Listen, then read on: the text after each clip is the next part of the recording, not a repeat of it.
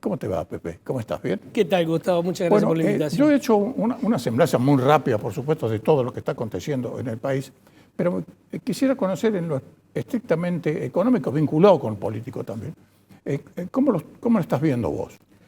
En lo económico es como cuando uno abre un diario y tiene dos páginas, ¿no? Exacto. Una que le va bien y una que le va mal.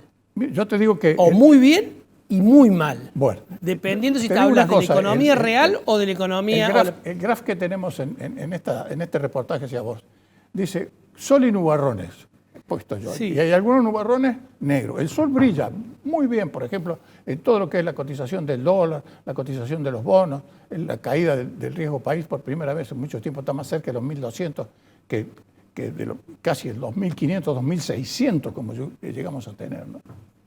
La verdad que lo financiero, digamos, es de las cosas que andan bien, ¿no? Exacto. Eso es. Digamos, si uno tuviera que resumirlo, diría, el mercado quiere creer, los mercados quieren creer.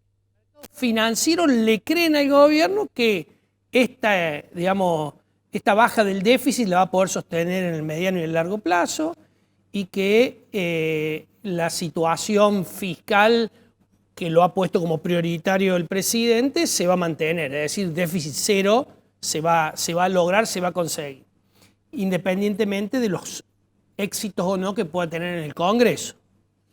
Ahora, y por otro lado, vos hablabas en la introducción de la gente que dice estamos mal, pero vamos bien. Es como un déjà vu de los 90, ¿no? Exacto, ¿Te acordás de Carlos Menem?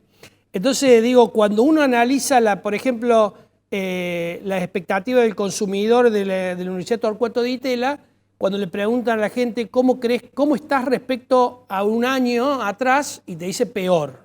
Todo. ¿Y cómo crees que va a estar de acá a un año? Mejor.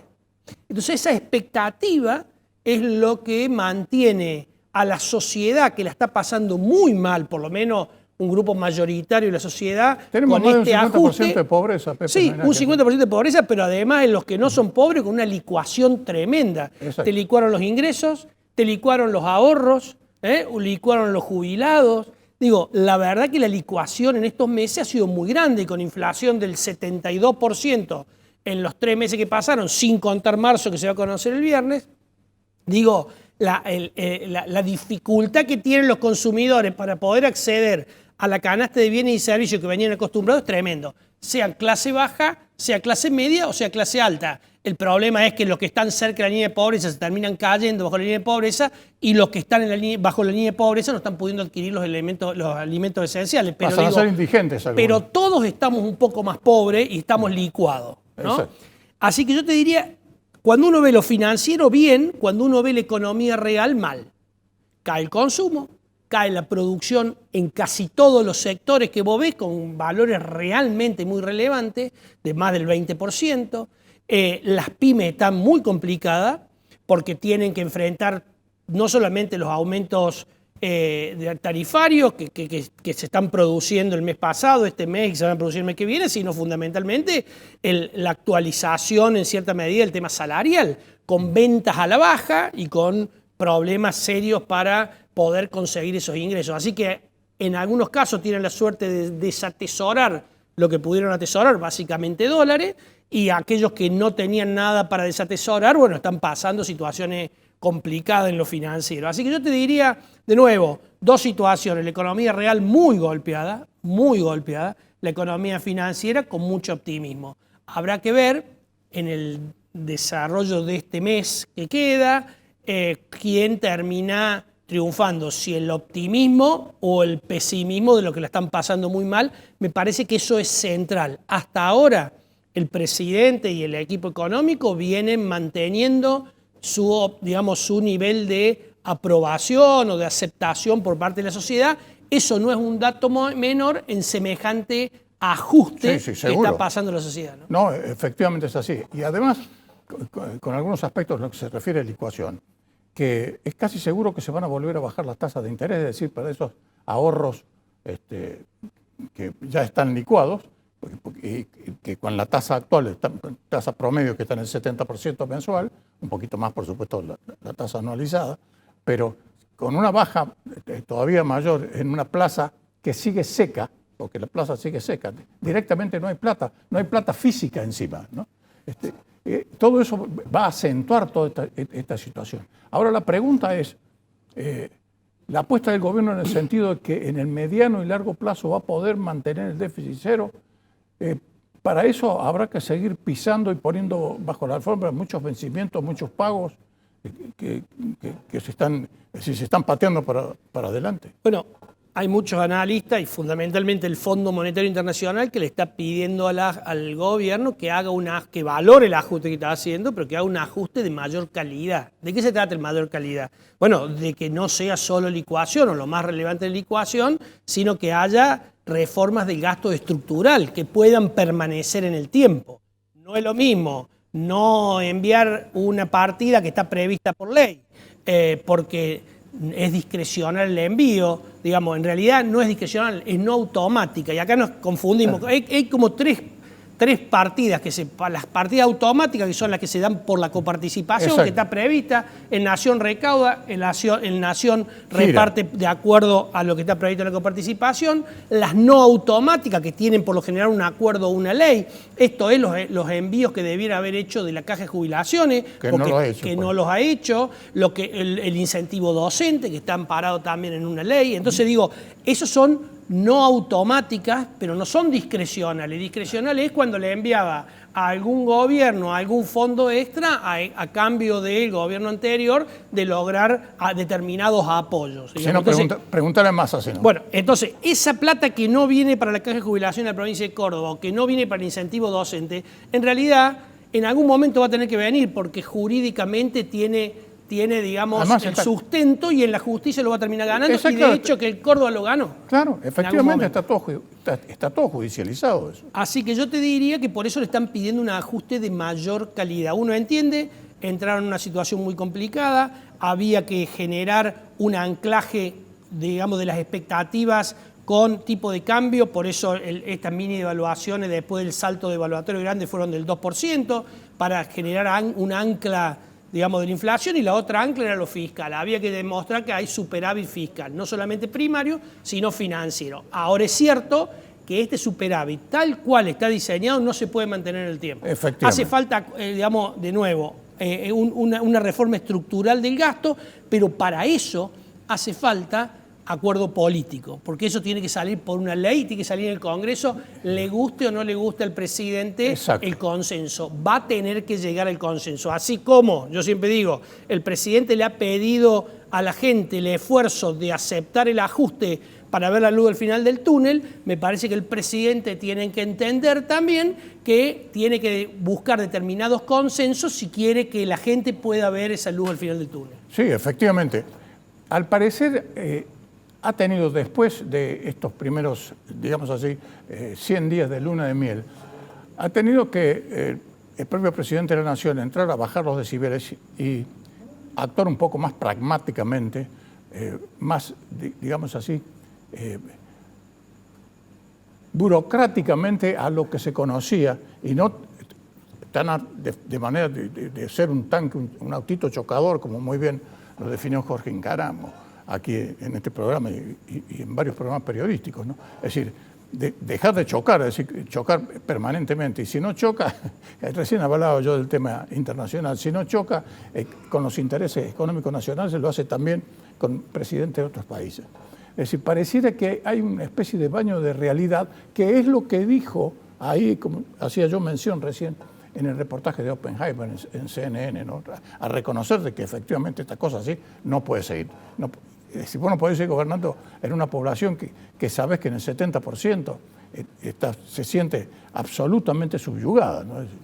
Sí, yo creo que el desafío es muy grande desde que asumió hasta ahora. Me parece que, como bien decís, de a poco el presidente va entendiendo que la política, el arte de hacer posible lo que uno cree que es necesario o que necesitan los ciudadanos, y me parece que dentro de ese arte que es la política, el consenso bien entendido, bien trabajado, de manera transparente y abierto de cara a la sociedad, es necesario, porque obviamente el presidente no tiene los votos para poder llevar los ajustes o las modificaciones del Estado como le gustaría. Está haciendo, de la mano del ministro Caputo y del presidente del Banco Central, una excelente licuación de la deuda del Banco Central. Una deuda que agobiaba a todo el mundo. Todos los pasivos remunerados. Todos los pasivos remunerados. El propio presidente ha dicho que para la unificación cambiaria necesita terminar con los pasivos remunerados. Los pasivos remunerados no hay que descartar que en algún momento dentro de las próximas semanas pueda llegar incluso a bajarse la tasa, de tal suerte de obligar a los bancos a prestarle al Tesoro y no prestarle al Banco Central. Pero bueno, todo eso está por verse, no se puede hacer de un día para otro, demasiado rápido lo ha hecho, disminuyendo el presidente del Banco Central y el ministro el déficit cuasi fiscal. Así que yo te diría, Gustavo, que los desafíos que quedan son enormes.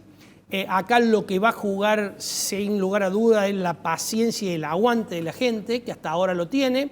Yo siempre digo que el aguante de la gente es inversamente proporcional a la inflación y al dólar. Si la inflación baja y el dólar baja, la paciencia aumenta y viceversa. Hasta ahora el gobierno ha logrado, si bien con inflaciones tremendamente altas, inflaciones que los países de la región lo tienen en 2 o 3 años, pero ha logrado demostrar a la gente cierta desaceleración. Estamos llegando al 1% diario de inflación. Y está bajando probablemente alimentos y bebidas, por lo que dicen las últimas estadísticas semanales, estaba abajo del 1, o sea, está el 0,8, digamos. Entonces, esto le daría cierto espacio de aguante en la sociedad, pero también es cierto que, bueno, puede haber algunas otras cuestiones en lo político que lo compliquen. Y te terminaba la idea diciendo esto, además de bajar la inflación o de acelerar, porque bajar es demasiado ampuloso, porque tenemos inflación del 10%, una barbaridad, pero haberse desacelerado, lo que sí el argentino, digamos que está muy pendiente del dólar, lo ve al dólar agachándose. Digo agachándose porque una vez un viejo me dijo, nunca el dólar baja, se agacha para después saltar. Es como un resorte. Se viene agachando el dólar y esto genera incluso de tu editorial la paciencia del ahorrista que tiene plazo fijo por debajo de la inflación, sabiendo que con estos pesos que pone este mes, el mes que viene va a comprar menos, pero como la expectativa la mide contra dólar, como el dólar también baja, sabe que con ese interés va a comprar más. Entonces, el 70%, si el dólar se queda quieto, es un tazón en términos de dólar para el ahorrista. Ahora es una tasa pésima para si lo comparás con bienes. Bueno, mientras el dólar esté tranquilo, el ahorrista en pesos también va a estar tranquilo, más allá de que tenga tasa real negativa, como muy bien vos mostrabas. Ahora, Milei lo ha dicho claramente en una de sus exposiciones, que no hay motivo para tocar esa devaluación del 2% mensual, porque las cifras comparativas entre el dólar oficial y los dólares libres, donde está no solo el dólar blue, sino también los dólares financieros, está con la brecha más baja de los últimos, 10 años, 15 años. Entonces, en eso tiene razón Milei. Claro. Y además tiene como perspectiva que ya comienza la venta de la cosecha gruesa, con lo cual empieza el ingreso de dólar. Cruzó el desierto. Ha comprado cerca de 800 millones. Compró 12.000 millones de dólares desde que asumieron hasta ahora. Entonces, Caputo logró cruzar el desierto. Es cierto que las reservas netas son casi positivas, pero, siempre hay un pero, le debemos a los importadores casi más, o sea, le debemos más de lo que fue el éxito del Bonpreal, digamos. Pero para no aburrir al televidente, 20.000 millones de dólares. Contablemente muestran reservas netas casi positivas cuando entraron con reserva neta negativa, como muestran superávit primario y financiero, cuando en realidad sabemos que están parados sobre la caja y en algún momento va a tener que gastar. Pero el mercado lo cree, el mercado lo compra y lo compra como compra la decisión política de hacerlo, y eso me parece que es lo que está beneficiando. Hoy los bonos seguían subiendo, bonos que valían menos de 20, 25, 20 dólares, hoy valen 50 de paridad o 50 y algo. Entonces la verdad es que el mercado, ha aplaudido la decisión de avanzar con la reducción del gasto público, sabiendo que hay obra pública que está licitada o en ejecución y que la van a tener que terminar, sabiendo que le va a tener que mandar en algún momento el incentivo docente y que le va a tener que mandar plata a las cajas de jubilaciones porque son acuerdos anteriores. Pero no obstante, como te digo, lo benefician. Así que yo te diría que en términos digamos, de las posibilidades de ahora cambiar ese crowding peg, esa mini devaluación que hace del 2% mensual del tipo de cambio oficial, no tiene necesidad, más allá que el fondo le está pidiendo que sea un poquito más alto para llevarlo al 6 o al 8%. Pero hasta ahora, digamos, desde el punto de vista de anclada de expectativas inflacionarias, le está dando resultado. Y de nuevo, empieza a entrar la plata de la soja, de la cosecha gruesa, más allá que la cosecha de maíz va a ser mala por el tema de la chicharrita famosa chicharrita. Pero la cosecha de la soja sí va a empezar a generar un ingreso de divisa que le va a permitir tener un segundo trimestre o un segundo cuatrimestre, si querés, bastante aliviado en términos de reserva. Pero acá hay una cuestión que el presidente no habla de unificación cambiaria, el presidente habla de final del cepo, que no es un tema menor. Son cosas la unificación diferentes. Cambiaria necesita de que se acabe el impuesto país. Claro. Y la cuestión fiscal necesita que el impuesto país siga, porque es el tercero en recaudación. Claro. Entonces, digo, acá hay como lo que los economistas llamamos un trade-off, una pelea entre dos necesidades. ¿Está en cuánto? 1.100 ahora viene con el impuesto país. El impuesto país es lo que se le cobra a los importadores, lo que se le cobra al que va. Entonces, lo que probablemente suceda es que saquen los cepos, es que quiten los cepos, pero no creo que unifiquen el tipo de cambio hasta por lo menos que no venga la plata del fondo. Y al fondo se le hace difícil asistir con nuevos fondos a la Argentina porque no está en un proceso de crisis, al contrario, le están mejorando los indicadores de inflación, de déficit, etcétera, etcétera. Así que, digo, ahí seguramente sí las perspectivas que también ayudan al optimismo en lo financiero de que el fondo estaría por desembolsar un monto relevante de un depósito, de un préstamo en dólares para ayudar a recomponer las reservas. Bueno, esto hace que incluso que muchos de los argentinos desatesoren, algunos porque tienen que llegar a fin de mes, pero otros porque entienden, los que especulaban con el tipo de cambio, entienden que ya no es más negocio y conviene irse a otro. Así que lo que uno tiene que entender es que en tanto y en cuanto siga esta situación, los dólares van a seguir ofrecidos, porque los ofrecen los exportadores, porque los ofrecen los especuladores y porque los ofrecen aquellos que atesoraron y que ahora, llámese empresas o personas humanas, y que ahora para llegar a fin de mes o para poder cumplir los compromisos los tienen que vender. Y han desaparecido fundamentalmente los especuladores que compraban pensando que iba a subir y que demandaban sobre el mercado de capitales, los que querían ahorrar en dólares y que compraron los 200, ¿no? Porque ahora sale más caro ese dólar que el dólar MEP, y nadie más usa la tarjeta para viajar.